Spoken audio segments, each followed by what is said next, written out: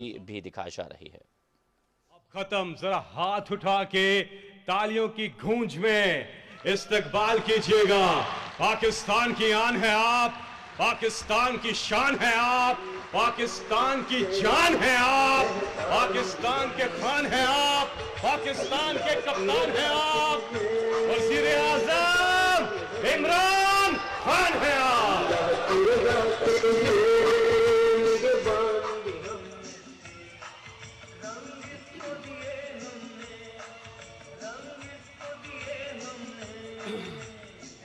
بسم اللہ الرحمن الرحیم، ایاک نعبد و ایاک نستعین۔ جناب فخر امام صاحب، جمشید چیمہ صاحب، فیڈرل اور پروونشل منسٹرز، ممبر پارلیمنٹس اور پاکستان کی جو ریڑھ کی ہڈی میرے کسان،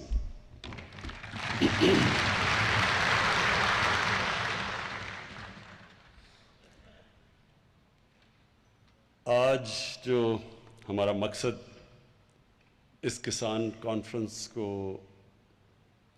آپ سب کو یہاں بلانا تھا، اس کا مقصد یہ کہ ہم اپنے ملک کو، اپنے کسانوں کو تو ڈائریکشن دیں، لیکن ملک کو بھی اس چیز کا احساس دلوائیں کہ اب یہ آنے والا وقت وہ نہیں ہے جو پیچھے گزر چکا ہے۔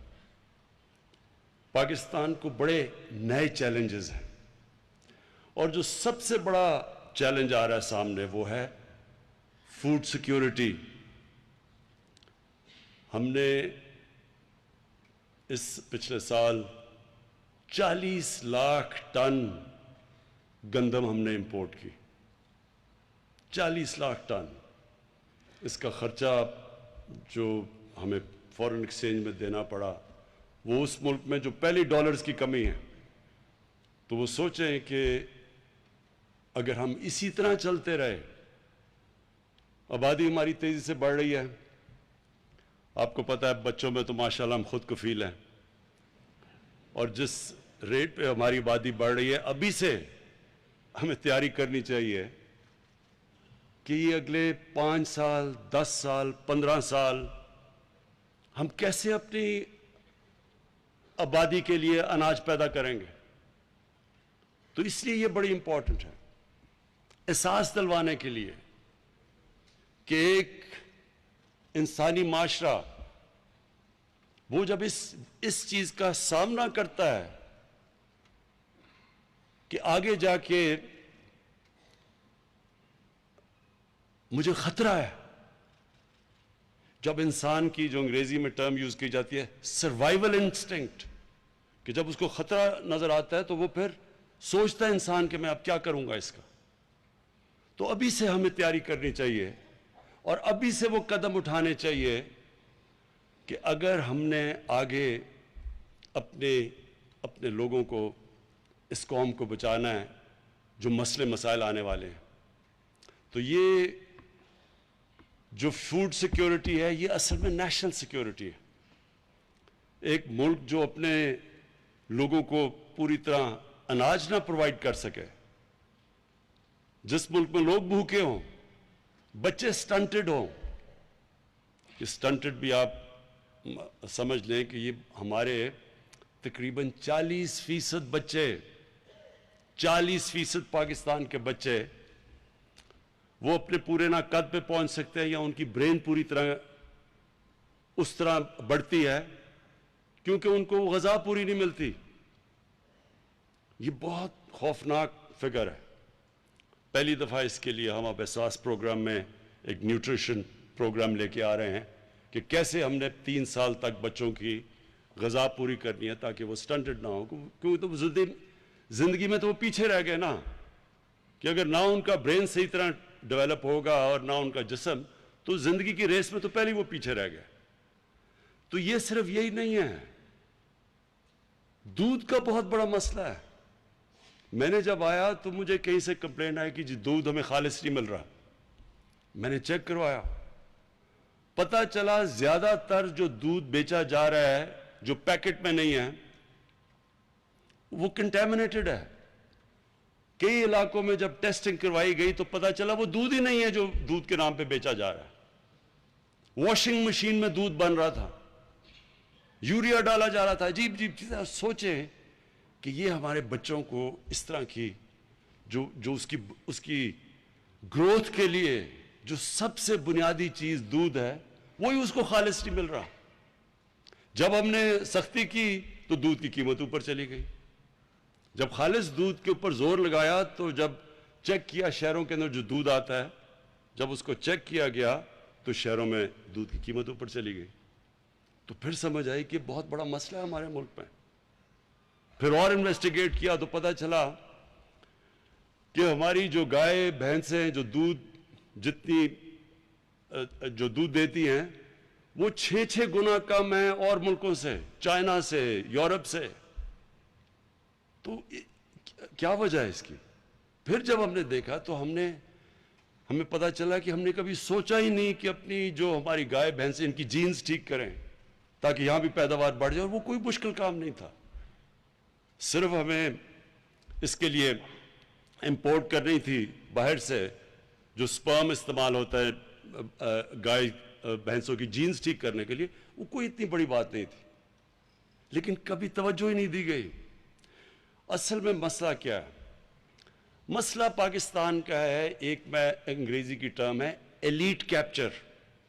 یا جو ملک ہمارا بنا وہ سب کے لیے نہیں بنا, وہ چھوٹے سے طبقے نے کیپچر کر لیا اس ملک کو, وسائل کو بھی, ساری اچھی سہولتیں ان کے لیے, مرات ان کے لیے. کبھی کسی نے چینج کرنے کی کوشش نہیں کی. دیکھیں جب انگریز آیا تھا, انگریز کی غلامی کیا تھی؟ انگریز نے اپنے لیے ایک اسپیشل سسٹم بنائے ہوئے تھے. وہ کنٹونمنٹس میں رہتے تھے, وہاں عام یہاں کے ہندوستانی نہیں جا سکتے تھے. ان کی اپنی سٹینڈرڈ تھی, ان کی تنخواہیں مفت تھی, وہ زیادہ وہ حکمران تھے. ہمارے پیسوں کے اوپر وہ بادشاہ بن کے رہتے تھے, ہم غلام تھے. لیکن جب ہمیں آزادی ملی تو ہمیں کرنا یہ چاہیے تھا کہ ہمارے جو حکمران آئے انہوں نے پھر سب کو بیچ میں, جس کو انکلوسیو کہتے ہیں, سب کو شامل کرنا چاہیے تھا پاکستان کی ترقی میں. وہ نہیں ہوا.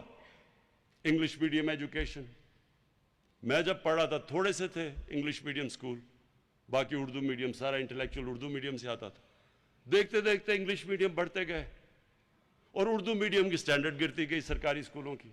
پہلے سارے بہترین جو اسکالر سرکاری اسکولوں سے آتے تھے, وہ سرکاری اسکولوں کی سٹینڈرڈ گر گئی. تھوڑے سے لوگوں کے لیے پرائیویٹ انگلش اسکول بن گئے, اچھی تعلیم اور نوکریاں ان کے لیے.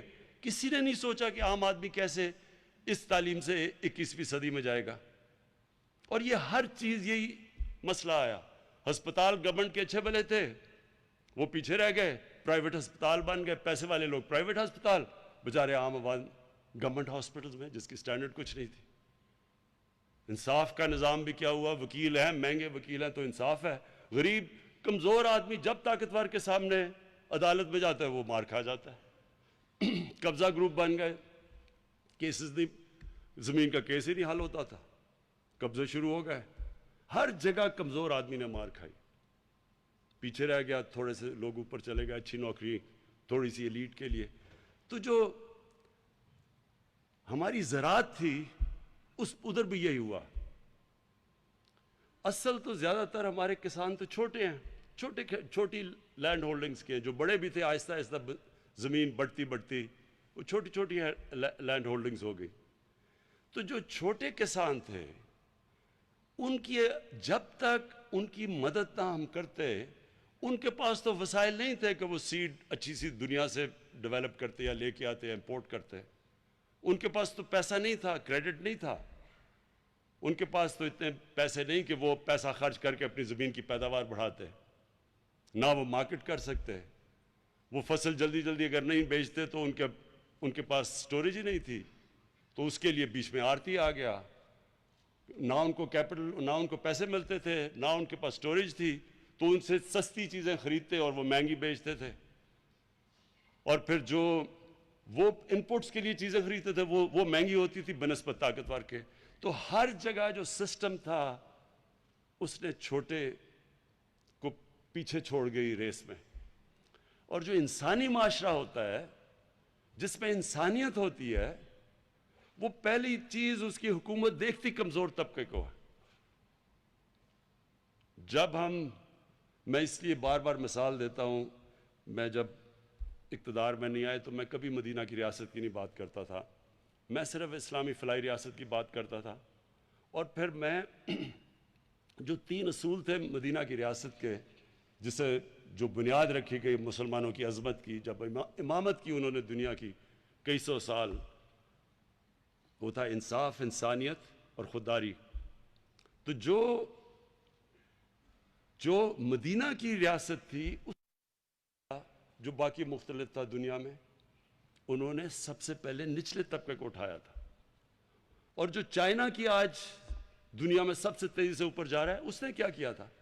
اس نے اپنے پچھلے 35 سال میں جب 70 کروڑ لوگوں کو غربت سے نکالا تو تب وہ سپر پاور بنے.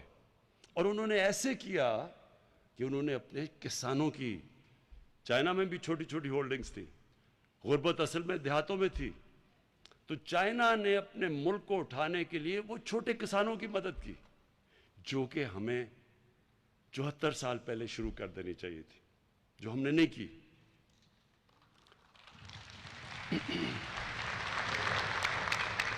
تو آج جو آپ کے سامنے پریزنٹیشن جمشید چیمہ نے کی اور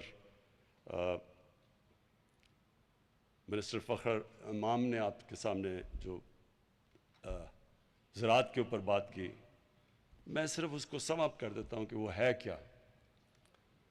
اگر ہم اسی طرح چلتے رہے آگے, یہ یقین ڈال لیں کہ ہمیں صرف فوڈ سیکیورٹی اتنا بڑا مسئلہ بن جائے گا کہ یہ ہماری نیشنل انسیکیورٹی بن جائے گی. ہم اگر اپنے لوگوں کو, کوئی بھی قوم اپنے لوگوں کو صحیح معنی میں غذا نہیں دے سکتی, وہ کبھی بھی آگے نہیں بڑھ سکتی. بھوکے لوگ اگر آپ کے قوم میں اگر 15, 20, 30, 40% بھوکے لوگ رہ جائیں تو وہی قوم کو نیچے لے آئیں گے, اور لانا بھی چاہیے. وہ قوم اس کو سزا ملنی چاہیے جو کہ اپنے لوگوں کو کھانا نہیں دے سکتی, ان کی غذا پوری نہیں کر سکتی. لہٰذا آج جو بتایا گیا کہ اگر ہم ایسے ہی چلتے رہے تو آگے ہم اپنے لوگوں کا, ابھی بھی ہمیں امپورٹ کرنا پڑتا ہے کھانے پینے کی چیزیں, لیکن اس ریٹ کے اوپر جب ہم جا رہے ہیں آگے ہمارے یہ مسئلے اتنے بڑھ جائیں گے کہ یہ اصل میں نیشنل سیکیورٹی کا مسئلہ بن جائے گا. تو اس لیے آج سے ہم اب فیصلہ کر رہے ہیں کہ ہم نے وہ قدم اٹھانے ہیں جو آگے بجائے یہ کہ ہمارے آگے کھانے کی انسیکیورٹی ہو, ہمارے پاس کھانا نہ ہو, ہم ایکسپورٹر بن جائیں. تو میں آج آپ سارے کسانوں کے سامنے ایک بات کہنا چاہتا ہوں. دیکھیں, اللہ نے جب فرشتوں کو کہا کہ آدم کے سامنے جھکو, اور شیطان نے کہا کہ میں تو آگ کا بنا ہوا, میں نہیں جھکتا, تو اللہ نے کیا کہا تھا؟ فرشتوں کو کہا تھا کہ تمہیں بھی نہیں پتا کہ میں نے کتنی اس انسان کو صلاحیت دی ہے. اللہ نے ہمیں اشرف المخلوقات بنایا, سب سے عظیم مخلوق. اس نے ہمارے میں جب فرشتوں کو کہا کہ تمہارے پاس, تمہیں بھی نہیں وہ طاقت دی, جو صلاحیت دی جو انسان کو دی, اس کا مطلب ہم سب میں اللہ نے وہ صلاحیت پیدا کی ہے جو کسی اور اس میں مخلوق کو نہیں دی. لیکن اس صلاحیت کو نکالنے کے لیے اللہ نے کوئی کنڈیشنز لگائی ہوئی ہیں, اور وہ کنڈیشن یہ ہے کہ انسان اپنی عقل استعمال کرتا ہے اور انسان محنت کرتا ہے, اور یہ بھی ہے کہ لا الہ الا اللہ, کسی کے سامنے وہ جھکتا نہیں, وہ اپنے پیر پہ کھڑا ہوتا ہے. یہ جو انسان کے اندر طاقت آتی ہے جب وہ ارادہ کر لیتا ہے کہ میں نے یہ مثلا ایڈمنڈ ہلری نے فیصلہ کیا, جو پہلا آدمی چڑھا تھا سب سے اونچے پہاڑ پہ, کہ میں نے اس پہاڑ پہ چڑھنا ہے. یاد رکھیں اس سے پہلے جنہوں نے بھی ماؤنٹ ایوریسٹ کے اوپر چڑھنے کی کوشش کی تھی, یا وہ فیل ہو گئے تھے یا وہ مر گئے تھے. تو جان کی اس کو بازی لگانی پڑی، لیکن اس نے فیصلہ کیا میں نے چڑھنا ہے۔ تو انسان کامیابی تب ہوتا ہے جب وہ ارادہ کر لیتا ہے، کشتیاں جلا دیتا ہے کہ اب میں نے یہ کرنا ہے۔ تو ہمیں پاکستان کو، جو ہم ایک غلط راستے پہ چڑھ گئے، جب ہم نے ایڈ کے اوپر جس طرح ایک منشیات لینے والے کو جو ایڈکشن ہو جاتی ہے، ہمیں بھی ایڈ کی ایڈکشن ہو گئی۔ جب ہم کسی کے سامنے ہاتھ پھیلا کے ایڈ لے کے اور قرضے لے کے گزارا کرتے تھے تو ہمارے میں وہ طاقت ہی نہیں آئی جو آنی چاہیے تھی اگر ہم اپنی طاقت کے اوپر ڈیپینڈ کرتے۔ اللہ نے اس قوم کو کیا نہیں دیا۔ ابھی آپ کو جمشید چیبہ نے بتایا کہ کیا کیا فصلیں اگ سکتی ہیں یہاں، کتنی، سارا بلوچستان کا بتایا، کسی نے سوچا ہی نہیں اچھا جی بلوچستان تو وہاں تو بارش ہی نہیں ہے، اس کو کسی نے پرواہ ہی نہیں کی کہ اس بھی بلوچستان میں بھی ہم کیا کیا اگا سکتے ہیں۔ ایسے جب لوگ فیصلہ کر لیتے ہیں تو حالانکہ وہ ہم اسرائیل کو ہم ریکگنائز نہیں کرتے کیونکہ وہ جو ظلم کیا انہوں نے فلسطینیوں پہ، لیکن انہوں نے اس ریگستان کے اندر جو ٹیکنیکس استعمال کی ہیں پانی کی، جو اس نے ریگستان میں جس طرح کی چیزیں اگائی ہیں، تو ہمارے پاس تو وہ اتنا علاقہ پڑا ہوا ہے، کیونکہ وہاں علاقہ تھوڑا تھا، بارش بھی نہیں تھی، تو انہوں نے اپنا ذہن لڑا کے اسی ریگستان کو کہاں سے کہاں پہنچا دیا۔ ہم اللہ کے ایک وہ یہ نعمت ہے پاکستان کی جو اللہ نے ہمارے پہ دی ہے، 12 موسم ہے یہاں، اوپر سے شروع کریں آپ کاراکورم سے اور نیچے تک جائیں تو ہر جگہ پہ ہمارے پاس ہم ہر قسم کی کچھ بھی اگا سکتے ہیں، پھل اگا سکتے ہیں، کچھ بھی اگا سکتے ہیں، لیکن ہم نے کبھی سوچا ہی نہیں اس طرف۔ آسان تھا وہی جو موہنجو داڑو کے زمانے سے جس طرح کے کسان چلے آ رہے تھے وہی ہم ابھی بھی کر رہے تھے، کسی نے کوشش ہی نہیں کی۔ تو ہم نے جو فیصلہ کیا ہے کہ اب ہم ہر طرح یہ ارادہ کر لیا ہے کہ اب ہم نے اس ملک میں ہر قسم کسان کی مدد ہی نہیں صرف کرنی، کسان کے لیے ریسرچ کر کے اس کو بتانا ہے کہ ہر علاقے کے لیے کیا کیا چیز بہترین ہوگی، زوننگ کرنی ہے۔ اس کے لیے ہم نے سیڈ ڈیولپ کرنا ہے، بیج کو ڈیولپ، ریسرچ کے اوپر اب زور لگائیں گے۔ شروع میں ہمیں بڑا فائدہ ہے کیونکہ چائنا کے ساتھ سی پیک کے اندر ہم نے فیصلہ کیا ہے کہ سی پیک کے اندر ہم نے شامل کر لیا ہے زراعت کو، کہ ادھر کی جو ٹیکنیکس ہیں وہ ہم لے کے آئیں گے یہاں۔ فخر امام نے بتایا کہ ہندوستان میں کسان کتنے زیادہ اس کے پاس امپلیمنٹس ہیں زراعت کے، اور ہمارے پاس صرف ٹریکٹر ہے یا پتہ نہیں ہل ہے۔ تو ہر چین تو اس میں کیونکہ انہوں نے جب غربت کم کی تھی اپنے ملک میں تو سب سے زیادہ زور انہوں نے چھوٹے کسان کے اوپر لگایا تھا، سب سے زیادہ مدد انہوں نے چھوٹے کسان پہ کی تھی۔ اور جب میں چائنا گیا تھا اور ہم نے ان سے پوچھا کہ انہوں نے کیسے لوگوں کو غربت سے اٹھایا ہے تو انہوں نے ہمیں پوری طرح بتایا کہ کیسے انہوں نے کینٹونز میں کسانوں کے پاس گئے، کیسے انہوں نے ان کی مدد کی، کس طرح انہوں نے سیڈ ڈیولپ کر کے اس کی مارکیٹ کیا اس کا، یعنی ہر سٹیج انہوں نے ہمیں بتائی۔ تو اصل میں جو انہوں نے دیہات میں غربت ختم ہی کی، اور آج ہمارے بھی سب سے زیادہ غربت تو دیہات میں ہے، تو وہ ہوگی تب جب ہم خاص طور پہ کسانوں کی تو مدد کریں گے لیکن چھوٹے کسان کی مدد کریں گے، کیونکہ اس کے پاس وہ وسائل نہیں ہیں، اس کے پاس پیسے نہیں ہوتے، وہ قرضے نہیں، بینک اس کو وہ قرضے نہیں دیتے چھوٹے کسانوں کو۔ اس لیے ہم نے اپنے کامیاب پاکستان کے اندر جو چھوٹے کسان ہیں ان کے لیے ہم نے قرضے بھی رکھے ہیں، جو بڑا زبردست پنجاب نے شروع کیا اور وہ پختونخوا میں بھی آئے گا، کسان کارڈ، یہ ایک بڑا زبردست انیشیٹو لیا ہے۔ اس سے ڈائریکٹ سبسڈی جائے گی کسانوں کے پاس، یعنی کسی کے ذریعے نہیں جائے گی بلکہ ڈائریکٹ جائے گی سبسڈی۔ اور یہ کسان کارڈ انشاءاللہ یہ بھی ایک ایسی چیز ہوگی کہ جو ہم پوری ٹریننگ دیں گے اپنے چھوٹے کسانوں کو، وہ بھی ہم نے ایک پورا پلان بنایا ہوا کہ کیسے ہم نے لیٹسٹ ٹیکنیکس، ہمارے لوگ جائیں گے کسانوں کو مدد کریں گے, سمجھائیں گے کہ لیٹسٹ ٹیکنیکس کیا ہیں. اس کا ہم نے پورا پلان بنایا ہوا ہے. ایک منٹ نہیں, ابھی نہیں, ختم کر کے. تو میں نے جو آج اس کسان کنونشن سے جو آپ سے جو آخر میں بات کرنی تھی وہ یہ کہ ہمارے پاس زمین ہے, اور زمین ڈی آئی خان میں بڑی زمین پڑی ہے, چولستان میں خالی پڑی ہے, بلوچستان میں بہت زمین خالی پڑی ہے. کبھی قبائلی علاقے جو اب پختونخوا میں مرج ڈسٹرکٹ اس کا نام رکھتی ہے, جو ایکس فاٹا ہے, ادھر زمین پڑی ہے. وہاں ہم نے کبھی سوچا ہی نہیں, کوئی نئی ٹیکنیکس کا ہی نہیں سوچا. جس طرح اب ایک زیتون کا انقلاب آ رہا ہے ان سارے علاقوں میں. میں نے جب میں وہاں ٹریول کرتا ہوں تو میں نے اتنا زیادہ, اتنی جلدی لوگ سمجھ گئے ہیں کہ ان علاقوں میں زیتون بھی اگ سکتا ہے, وہ درخت بھی, اور اس سے ان لوگوں کو کیا فائدہ ہو سکتا ہے. تو وہ پھیلتا ایک انقلاب آ رہا ہے. یہ بالکل ٹھیک کہہ رہے ہیں جمشید چیمہ, چند سالوں کے اندر ہم اولیو آئل کے ایکسپورٹر بن جائیں گے بجائے کہ ہم امپورٹ کریں.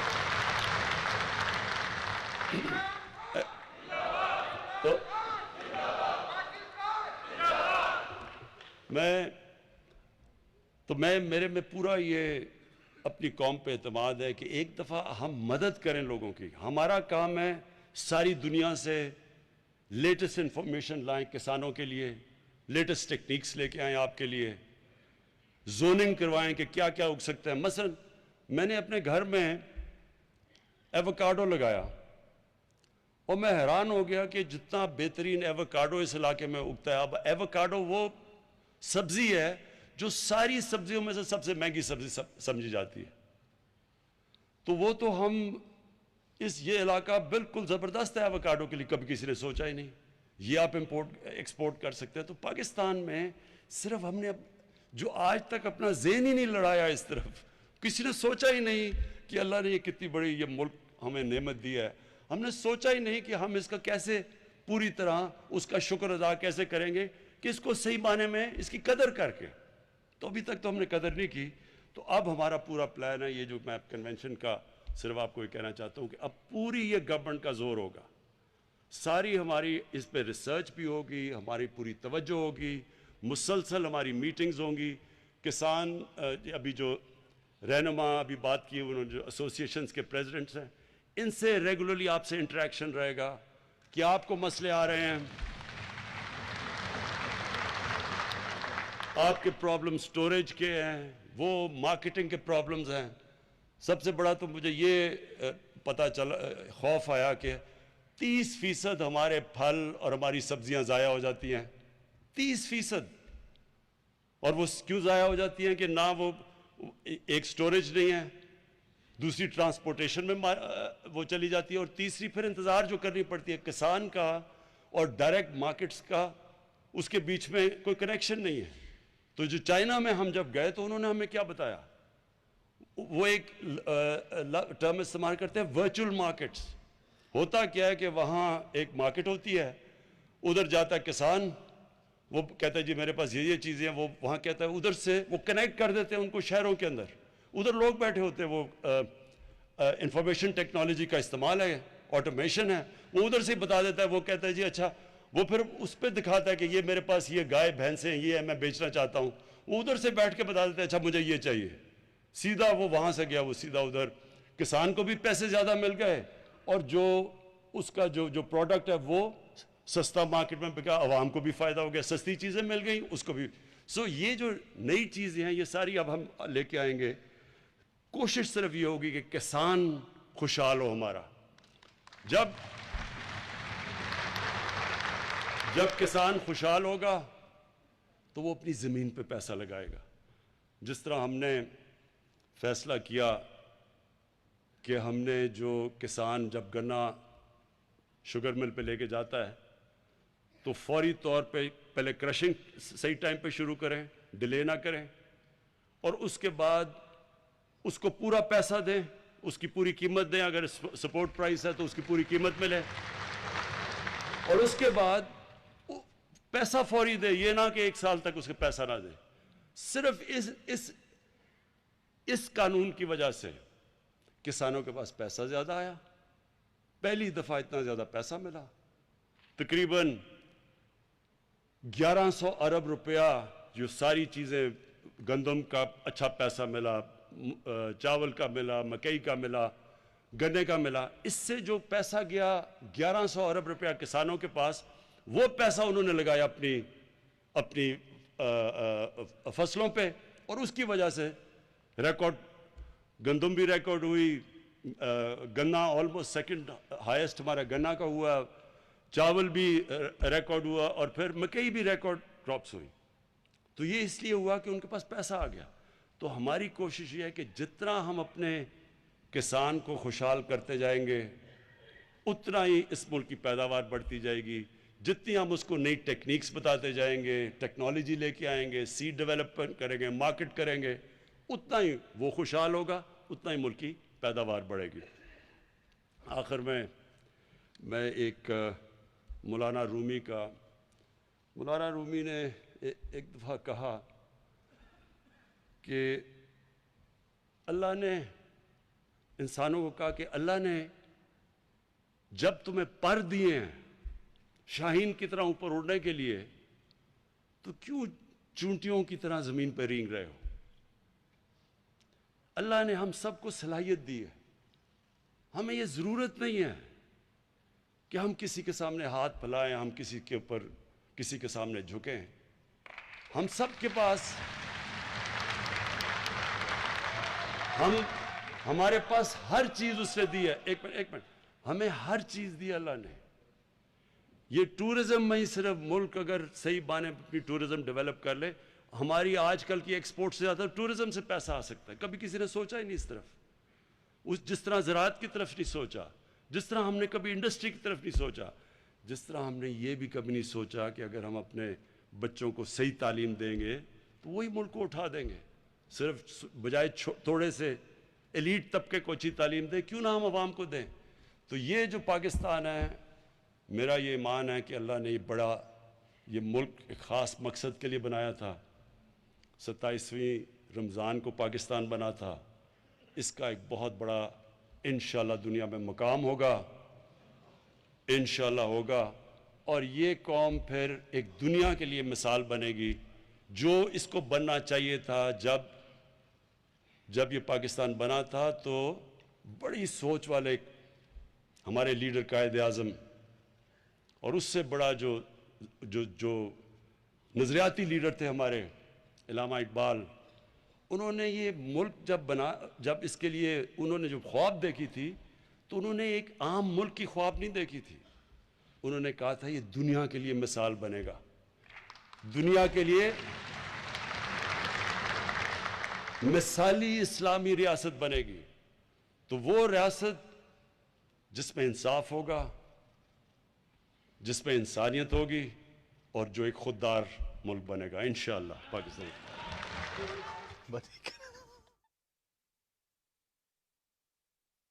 وزیر اعظم عمران خان نیشنل کسان کنونشن سے خطاب کر رہے تھے۔ ان کا کہنا تھا کہ پاکستان کی آبادی جتنی تیزی سے بڑھی ہے اور بڑھ رہی ہے، خوراک کے مسائل بھی ساتھ ساتھ بڑھیں گے۔ ہمیں خوراک کو تحفظ دینا بہت زیادہ ضروری ہے۔ فوڈ سیکیورٹی ہمارے لیے سب سے بڑا چیلنج ہے۔ ملک میں 40% بچے اس وقت جو ہے وہ غذائی قلت کا شکار ہیں۔ کسان کارڈ کا ہم نے اجرا کر دیا ہے، اور اس سے چھوٹے کاشتکاروں کو براہ راست سبسڈی ملے گی، وہ سہولیات سے فائدہ اٹھا سکتے ہیں۔ موجودہ حکومت باقاعدہ ایک ویژن کے تحت کاشتکاری پر توجہ دے رہی ہے، زرعی سیکٹر کی بڑھوتری پر توجہ دے رہی ہے، اور کوشش ہماری موجودہ حکومت کی یہی ہے کہ کاشتکار طبقے کی خوشحالی وہ ہماری اولین ترجیحات میں شامل ہے۔